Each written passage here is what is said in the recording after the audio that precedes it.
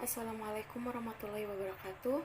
Perkenalkan, nama saya Hazuratul Husni dengan NIM 20107010005 dari program studi akuntansi semester 4 Universitas Aisyah Yogyakarta. Di sini saya akan menyampaikan argumen saya terkait materi Islam dan sains di abad pertengahan, yang dimana mata kuliah ini diampu oleh Dr. Andus Muhammad Nurdin Zudi, STHI, MSI. Paruh pertama atau 600 tahun atau dikenal dengan abad pertengahan, umat Islam telah memberikan sumbangan sangat besar bagi perkembangan sains dan teknologi dalam sejarah peradabannya.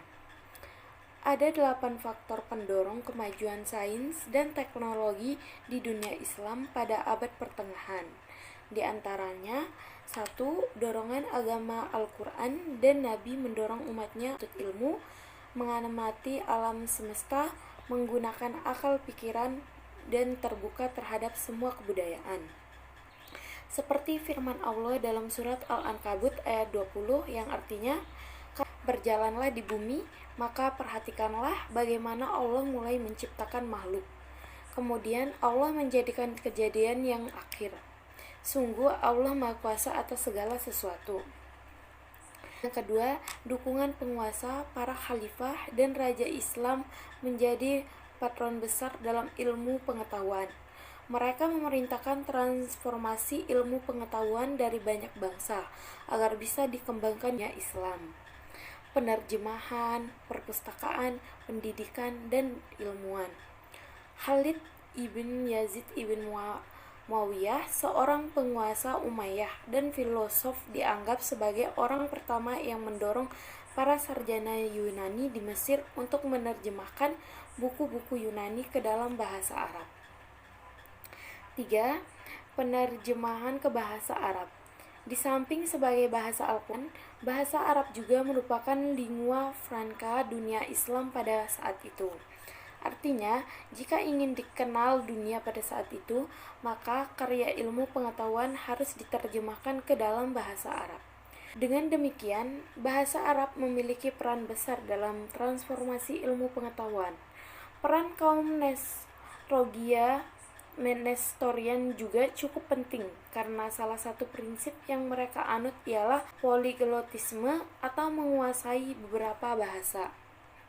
Yang keempat, pendidikan karakteristik aktivitas intelektual yang unik selama periode Islam adalah mengembangkan ilmu pengetahuan yang tidak hanya terbatas di kalangan para imam. Sebagaimana tradisi Nabi, masjid tidak hanya digunakan sebagai tempat ibadah, tetapi juga dimanfaatkan sebagai pusat pendidikan dengan Al-Quran sebagai entry point. Sejarah panjang pendidikan dalam tradisi Islam ini menginspirasi para pemimpin Muslim menginstitusionalisasi tradisi ta'alim muta'alim menjadi madrasah dan universitas. Kelima, perpustakaan.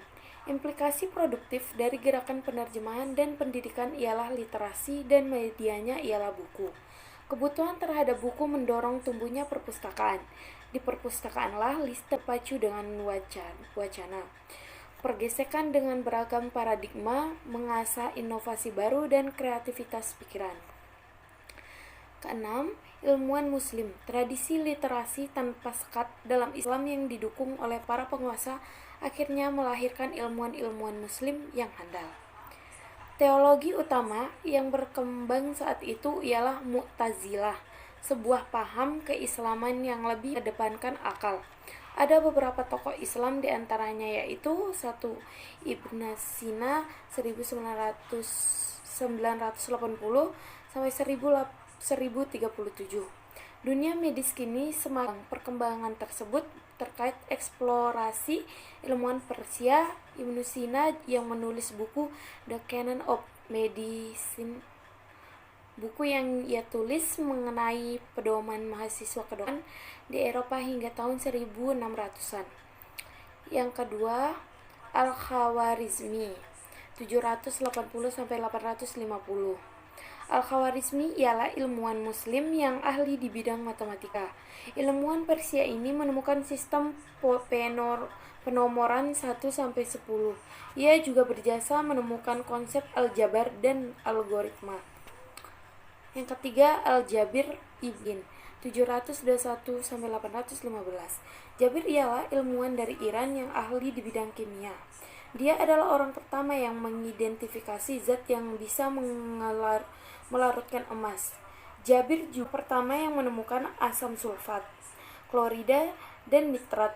Kontribusi lainnya ialah pada penemuan alkali. Karya-karya Al-Jabir di antara lain Kitab Al-Kimia, Kitab Al-Sad, Kitab Al-Rahmah, dan lainnya. Ketujuh, riset laboratorium observatorium.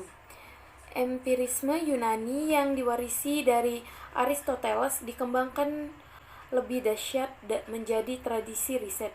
Melalui banyak laboratorium, proses-proses kimiawi juga ditemui oleh ilmuwan muslim. Destilasi, kalsinasi, larutan, penguapan, kristalasi, sublimasi, amalgamasi, dan kerasi atau suatu proses untuk membuat bubur atau leburan dari padatan. Rumah sakit merupakan salah satu pencapaian terbesar masyarakat muslim pada abad pertengahan.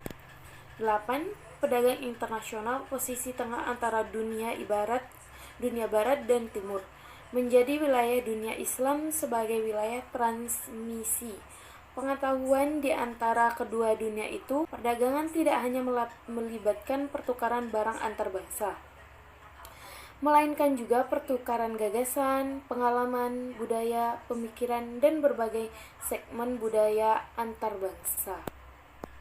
Sekian, wassalamualaikum warahmatullahi wabarakatuh.